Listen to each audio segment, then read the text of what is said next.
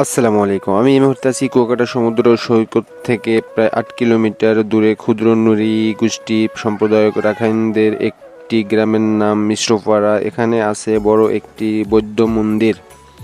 পর্যটকদের কাছে কুয়াকাটা বেশ জনপ্রিয় একটি স্থান। এখানে ভ্রমণ পিপাসুদের উপভোগের জন্য আছে অনেক কিছুই।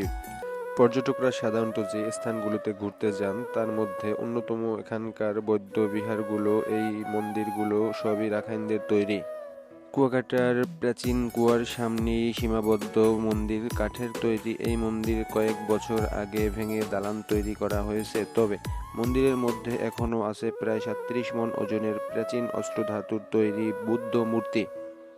কথিত আছে এই মন্দিরের ভিতরে আছে উপমহাদেশের সবচেয়ে বড় বুদ্ধ মূর্তি। এছাড়া এখান থেকে সামান্য দূরে আমখোলা গ্রামে আছে এই অঞ্চলের রাখাইনদের সবচেয়ে বড় বস্তি।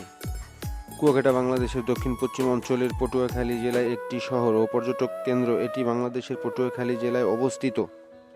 এখানে আছে কুয়াকাটা সমুদ্র সৈকত, যা পর্যটকদের কাছে সাগরকন্যা হিসেবে পরিচিত। ১৮ কিলোমিটার দীর্ঘ সৈকত বিশিষ্ট কুয়াকাটা বাংলাদেশের অন্যতম নিসর্গ সমুদ্র সৈকত। এটি বাংলাদেশের একমাত্র সৈকত যেখানে থেকে সূর্যোদয় এবং সূর্যাস্ত দুটোই দেখা যায়।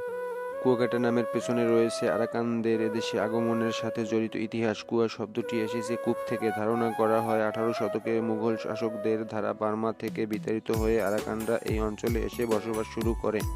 তখন এখানে শুভ জলের অভাব পূরণ করতে তারা প্রচুর কুয়ো বা কূপ খনন করেছিলেন। সেই থেকেই এই অঞ্চলের নাম হয়ে যায় কুয়াকাটা।